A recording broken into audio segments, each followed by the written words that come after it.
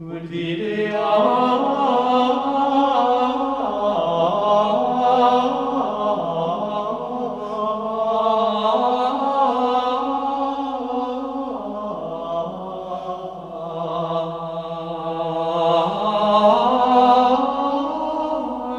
voluptate Domini.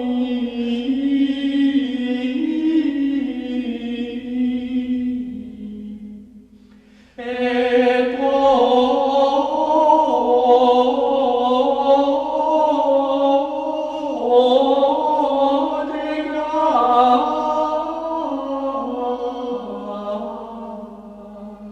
a templo sancto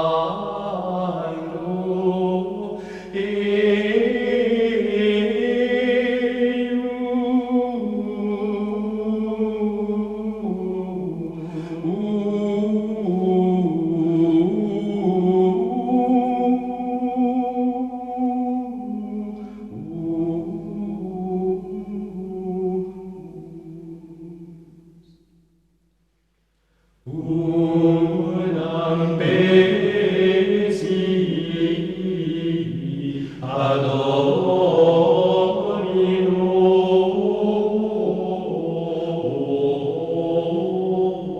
ante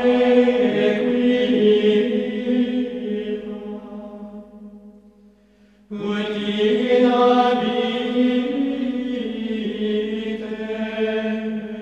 in domo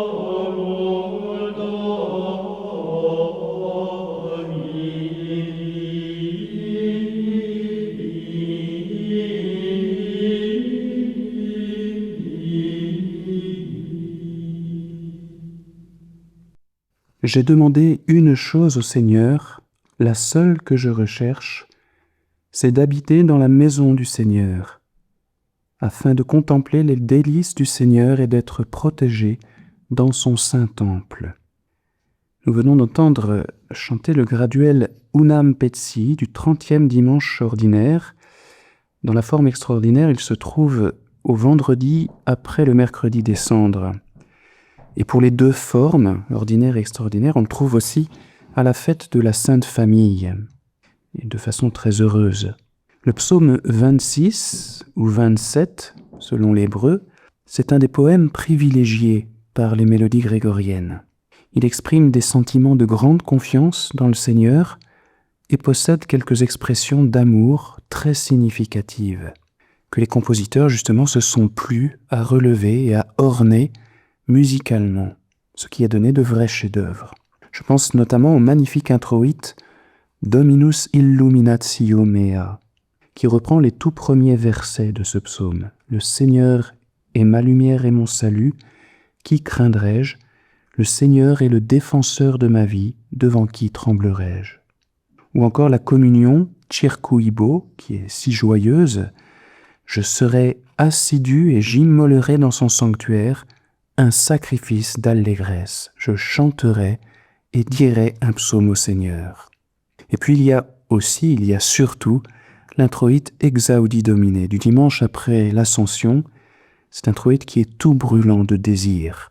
Écoute Seigneur, le cri que je pousse vers toi, mon cœur t'a dit je cherche ton visage.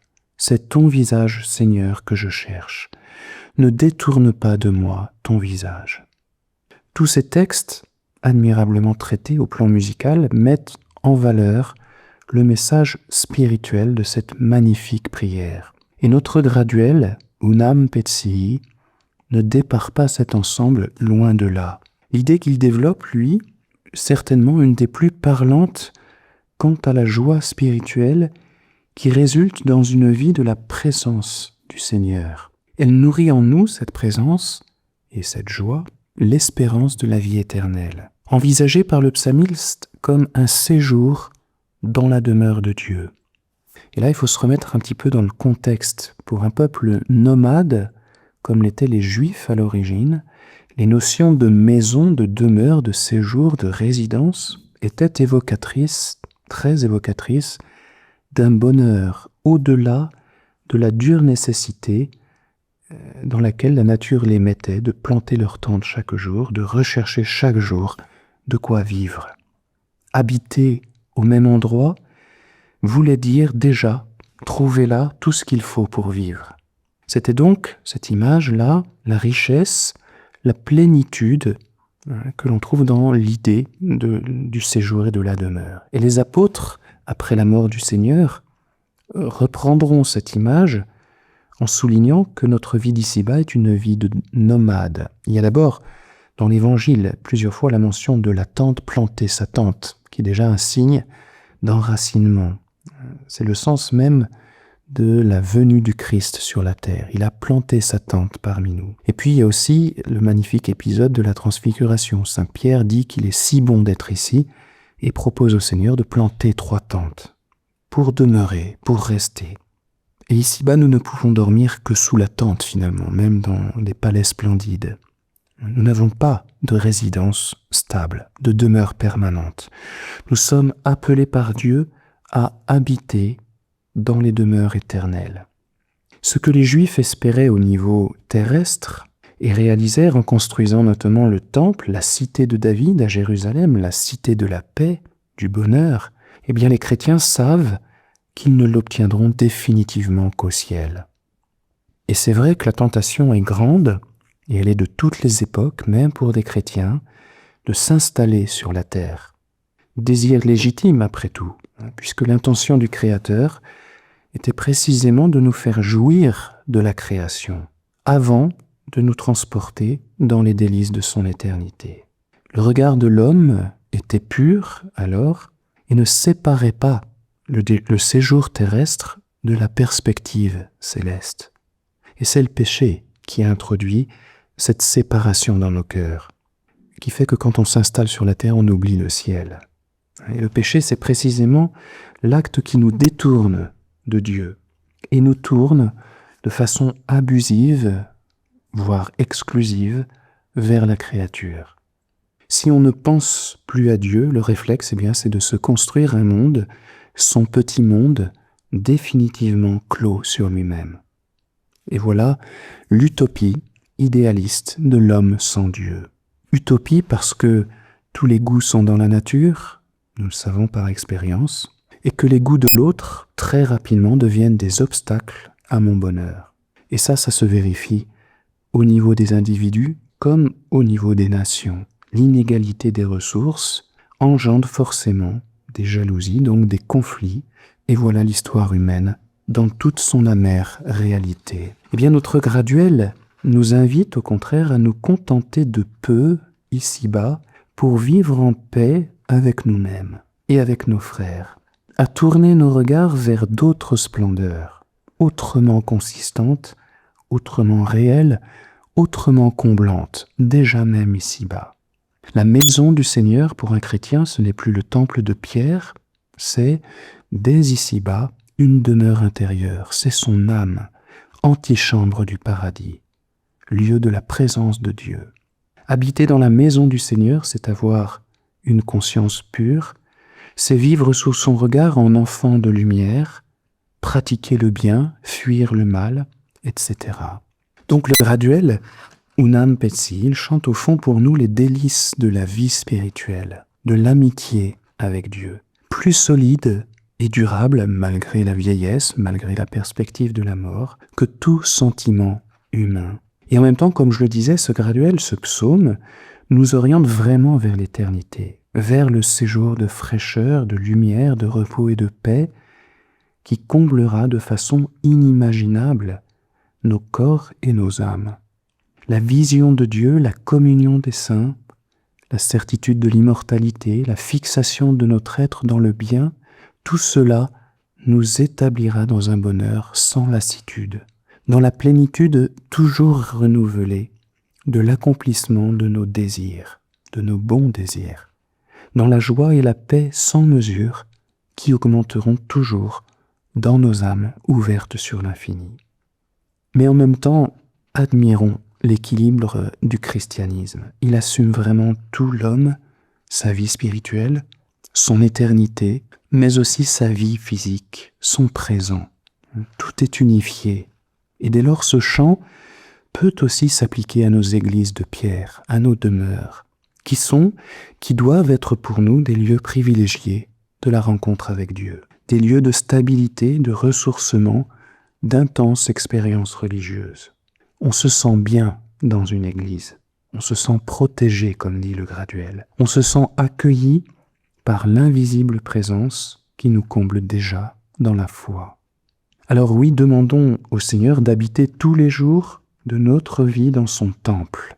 Le Graduel Unam Petsii n'a pas conservé, comme la communion du même nom, cette partie de la demande, d'habiter tous les jours dans la maison du Seigneur.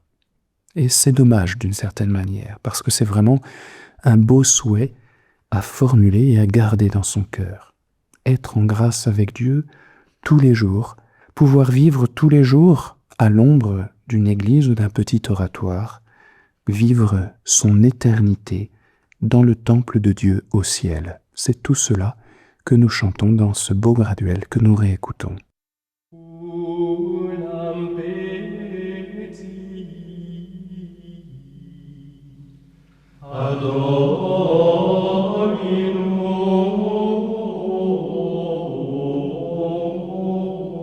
anque quia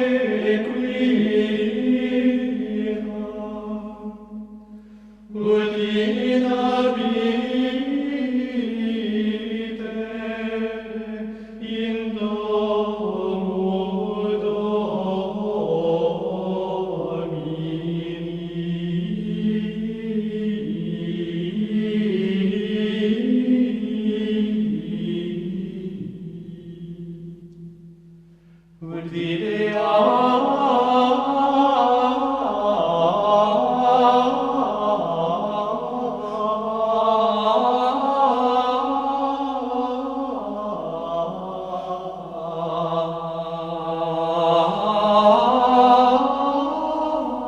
Ut voluptatem Domini.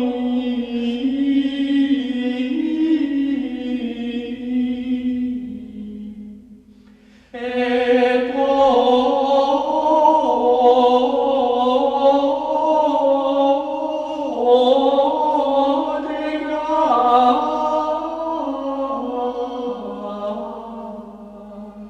a templo sancto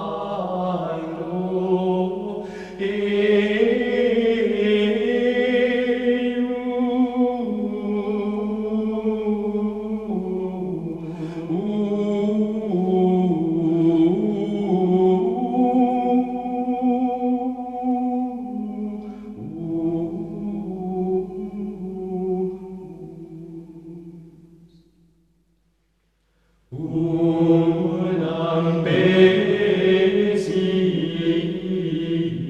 ad Domino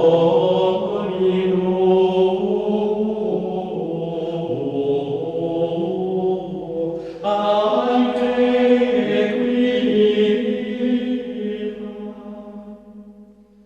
ut inhabite in domo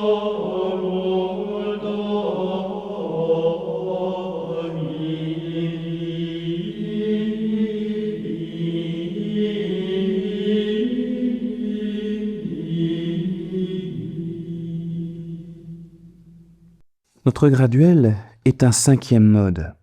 C'est le mode de la joie claire, et ici vraiment il n'y a que de la lumière. L'ombre n'est mentionnée dans le texte que de façon très implicite avec le verbe protegar, qui signifie la protection, ce qui évoque forcément un ennemi potentiel. Mais c'est tout. L'ensemble de cette pièce est tout à la joie de l'appartenance au Seigneur, de l'habitation de l'âme dans ses demeures.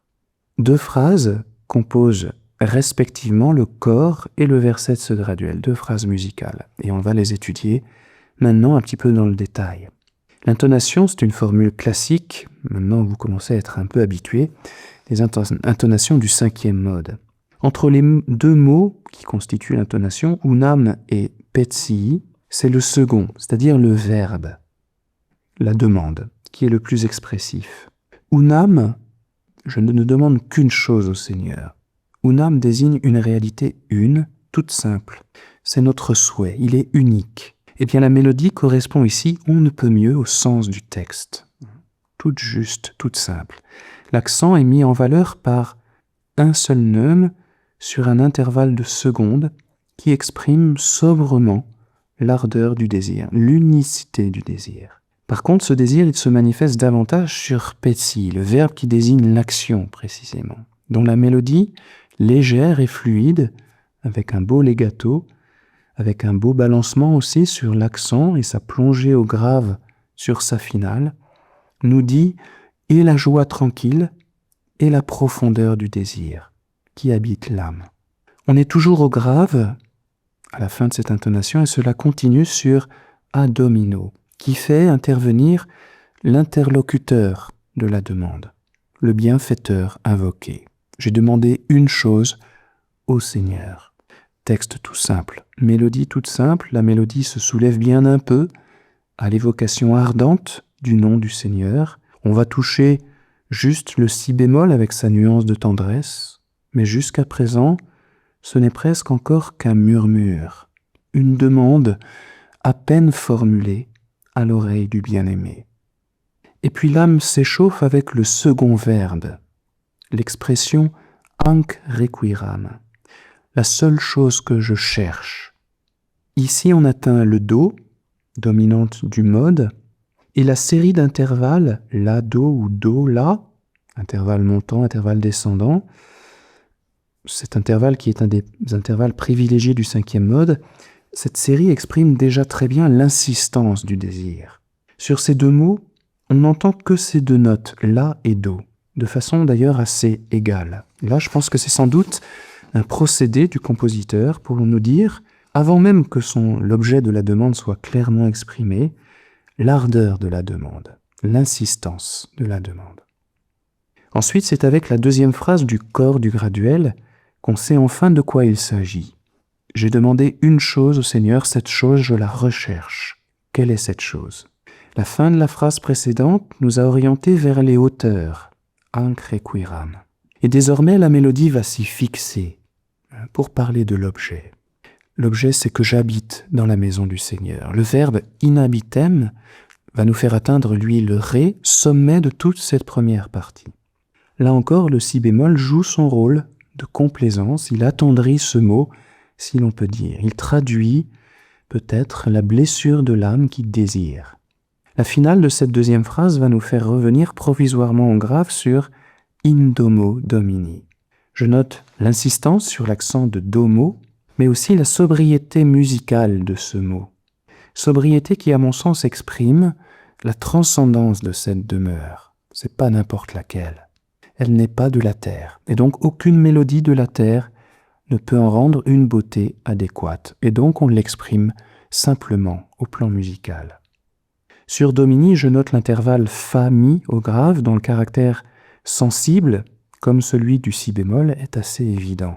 Ça veut dire qu'il atténue un peu le naturel majeur du cinquième mode sur des mots importants, la maison du Seigneur. Et ici, il nous dit que finalement, l'importance n'est pas tant la maison du Seigneur que le Seigneur lui-même, véritable et unique objet de la demande. Enfin, le corps du graduel se termine sur un dernier élan d'amour qui nous fait atteindre encore une fois le Do, avant de retrouver la tonique Fa, en passant par les intervalles classiques qu'on retrouve tout au long de la pièce, Do, La, Fa. Le verset, en même temps qu'il nous fait changer d'idée par son texte, va nous emporter dans les grands mouvements mélodiques du genre musical qu'est le graduel. Après un bref passage syllabique sur les premières syllabes de Ut videam, afin que je voie les délices du Seigneur, la mélodie monte rapidement du Fa au La, puis du La au Do, on reconnaît les intervalles, et puis jusqu'au Ré, qui était le sommet atteint dans le corps. Ici, on l'atteint tout de suite, le sommet. On y est tout de suite et ça laisse présager qu'on ne va pas s'arrêter là, bien sûr. On change donc complètement d'atmosphère et le tempo est beaucoup plus léger, le mouvement beaucoup plus joyeux que dans le corps du graduel. La très longue et magnifique vocalise de Videam qui se déroule principalement autour des cordes Fa-La-Do, avec ses allées et venues de l'aigu au grave et inversement, nous dit, je pense, le caractère vivant et durable de cet acte de vision qui comble l'âme. Il est vivant, il y a des variétés d'expressions dans cette mélodie, et il est durable aussi, elle est longue. Il s'agit de contempler la volupté du Seigneur. C'est ni plus ni moins l'acte de la vision béatifique qui est exprimé ici.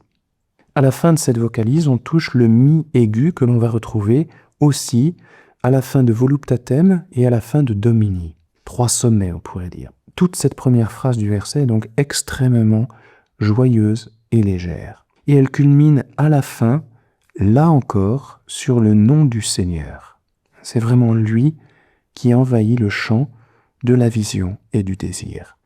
La dernière phrase va nous amener, au moyen d'une vocalise plus large, jusqu'au sommet de la pièce, à la fin de Protégare, où on atteint le Fa aigu.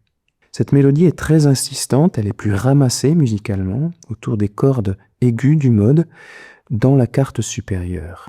Elle est du côté des notes aiguës do, ré, mi. Sans se départir de la confiance qui anime toute la pièce, la mélodie de ce mot a quelque chose de plus resserré, comme je vous l'ai dit, qui évoque un peu, comme on l'a dit aussi au début, le danger caché derrière ce verbe qui exprime la protection. Donc, un mal contre lequel on demande d'être protégé.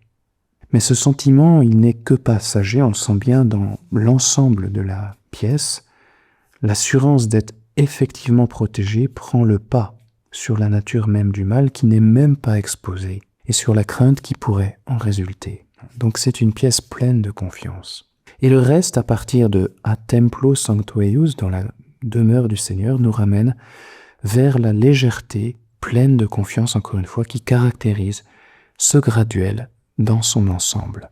Magnifique pièce, toute pleine du Seigneur et du désir du Seigneur.